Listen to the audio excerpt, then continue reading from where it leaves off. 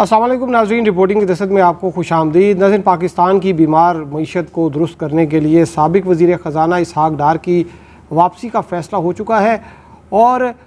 साबिक वज़ीर ख़जाना इसहाक़ डार जो कि गुज़िश्ता 5 साल से इश्तहारी मुलज़िम थे, अदालती मफ़रूर थे, उन्होंने जो है वो एक दरख्वास्त एहतसाब अदालत में जो है वो दायर की है, जिसमें उन्होंने ये कहा है कि वो वतन वापस आकर अपने केस का दिफा करना चाहते हैं। इसहाक़ डार के हवाले से बड़ी चहमगोइयाँ हो रही थी कि वो कैसे जो है और किस वक्त जो है वो वतन वापस आएंगे, लेकिन इस वक्त उनका वापस आना, जबकि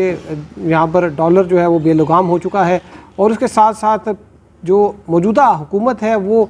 नज़र नहीं आ रही कि वो किसी तरीके से वो आवाम को उसने कोई रिलीफ दिया हो। तो इस तरह ये एक जो केस है, ये जो उनका जो दरख्वास्त है, ये ख़ासी अहमियत जो है वो इख्तियार कर गई है। इसके साथ साथ जो वज़ीर मनसूबाबंदी हैं एहसन इकबाल, उनको इस्लामाबाद हाई कोर्ट से एक बड़ा रिलीफ मिला और उनके ख़िलाफ़ जो नैब का रेफरेंस था जो कि नारोवाल स्पोर्ट्स सिटी का से मुताल्लिक था, उसको आज इस्लामाबाद हाई कोर्ट ने ख़ारिज कर दिया है और उसमें नैब की ख़ासी सुबकी भी हुई। इन दो मुकदमात की आपको तफसीलात हम बता रहे हैं, लेकिन हमारा चैनल सब्सक्राइब करना ना भूलिए। ये जब से नून लीग ने जो है ये और उनकी इत्तेहादी जमातों ने पाकिस्तान तहरीक इंसाफ का तख्ता उल्टा और एक जो है यहाँ पर कोलिशन गवर्नमेंट जो है वो कायम हुई, उस वक्त से जो है ये बात चल रही थी कि इसहाक़ डार जो है वो कब आएंगे, कैसे आएंगे, किस तरह आएंगे। जो यहाँ पर ज़्यादा जो इस वक्त इशू चल रहा था वो मुल्क की मईशत का था। डॉलर जो है वो 180 से जंप खाकर वो इस वक्त 240 रुपये का हो गया। इसहाक़ डार साहब जो है वो जितना अरसा यहाँ पर जो है वज़ीर ख़जाना रहे, डॉलर को उन्होंने थोड़ा सा लगाम डाल कर रखी और 100 रुपये से जो है वो ऊपर नहीं जा सका। लेकिन जैसे ही नून लीग की हुकूमत में मिफ्ता इस्माइल जो है 2017 में आए, तो उसके बाद जो है वो डॉलर यकदम जो है वो 110, 115 फिर 120 तक चला गया। पीटीआई की हुकूमत ने आके जो है वो फिर इस पे जो है वो डॉलर को जो है वो काबू नहीं कर सके और ये करते करते 180 और अब जो है वो 240 जो है वो उसको भी क्रॉस कर रहा है। और इसी तरह से अगर आप देखें तो जो पेट्रोलियम मसनूआत हैं उनमें भी आवाम को जो है वो फ़ायदा ना पहुँचने की एक बड़ी वजह डॉलर की जो है वो ऊंची परवाज़ है और रुपए की बेकदरी है। और साथ साथ जो इस वक्त मुल्की मईशत को बड़े जो इस वक्त गंभीर मसाइल जो हैं उसमें एक तो डॉलर और ये पेट्रोलियम के मसनूआत के अलावा जो इस वक्त जो सैलाब ने जो पाकिस्तान की इकॉनमी को अरबों डॉलर का जो नुकसान पहुंचाया है और जो हमारी जो कैश क्रॉप्स होती थी जैसे कि कपास है वो तो तकरीबन ख़त्म हो गई है और बाहर से इंपोर्ट करनी पड़ेंगी। तो इस सूरत में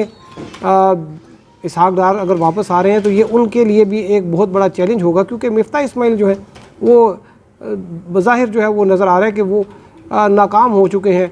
और डॉलर के हवाले से तो बिल्कुल लगता है उन्होंने आवाम को जो है वो डॉलर के रहमो करम पर छोड़ दिया है। और पेट्रोलियम मसनूआत की भी जो है वो ये तवक्को की जा रही थी कि 9 रुपये फ़ी लीटर जो है वो कीमत जो है कम होगी, लेकिन जो एक तो उन्होंने एक हफ़्ते का गैप दिया और अब जो है वो 1.5 से 2 रुपये जो है वो फ़ी लीटर, 1.5 रुपया जो है वो बढ़ाइए, लेकिन जो पेट्रोल पंप है वो तो 2 रुपये ही जो है वो चार्ज कर रहे हैं फ़ी लीटर के हिसाब से एक्स्ट्रा। तो ये एक इस तरह की सूरत हाल में इसहाक़ डार साहब जो ये वापस आ रहे हैं। इसहाक़ डार साहब के ख़िलाफ़ केस क्या था इसकी आपको थोड़ी सी तफसील बता देते हैं। इसहाक़ डार जो है इनको भी नाम जो है वो असल में तो इनका एक केस कुछ और था। ये जो है मुख्तदर हलकों को जो है पैसे खींच के देते थे और अक्सर उनके जानिब से जो प्रपोज़ल आते थे उन पर मुख्तलिफ ऑब्जेक्शन ये लगा देते थे। तो असल उनका कसूर ये था, लेकिन जो इनके ऊपर केस बनाया गया था वो जो JIT थी 6 रुकनी, उसमें वाजिद ज़िया साहब जो है उन्होंने इनके ऊपर जो है वो केस बनाया था। वो ये केस था कि 1982 में इनकी जो असासे थे उनकी मालियत 91 लाख थी और 2008 में इनके जो असासा जात हैं वो 83 करोड़ रुपए जो है वो हो गए थे। और फिर इसके अलावा जो है वो उनकी प्रॉपर्टीज़ जो थी वो गुलबर्ग में एक बंगला था, इनके जो अल्फला सोसाइटी में 3 प्लाट्स थे, फिर एक 2 कनाल का प्लाट था इस्लामाबाद में, फिर एक सेनेट कोऑपरेटिव सोसाइटी में भी इनका जो है वो एक प्लाट था, फिर एक 2 मरले 9 कनाल की जो है वो इनकी एक और जायदाद थी वो भी इस्लामाबाद में थी। इसके साथ साथ 6 गाड़ियाँ जो हैं वो भी इनके नाम पर जो है वो रजिस्टर्ड थी। ये तमाम जो जायदाद थी ये इसको जो है वो सीज़ कर दिया गया था। इसके अलावा इनके जो बैंक अकाउंट्स थे उनको भी सीज़ कर दिया गया था जब ये इनको इश्तहारी डिक्लेयर किया गया। और इसके साथ साथ जो इनकी एक ट्रस्ट था हजवेरी फाउंडेशन, ट्रस्ट जिसमें बहुत से नादार लोगों को और यतीम जो बच्चे होते थे उनकी एजुकेशन का बंदोबस्त जो उसमें होता था, शुरू में उसके भी जो है वो अकाउंट्स फ्रीज़ कर दिए गए थे। लेकिन जो अभी जो इस डेवलपमेंट्स चल रही हैं उसमें जो एक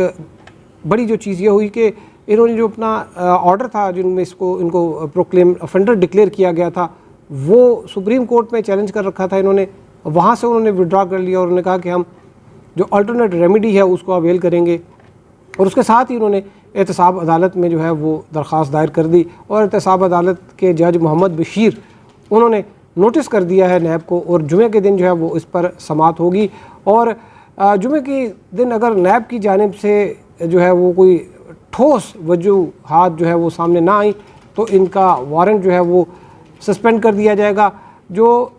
एहतसाब अदालत है उसके जो जज हैं उनको नेशनल अकाउंटेबिलिटी ऑर्डिनेंस में जो है उनके पास पावर है कि वो किसी भी शख्स का जो वारंट है वो उसको सस्पेंड कर सकते हैं। आप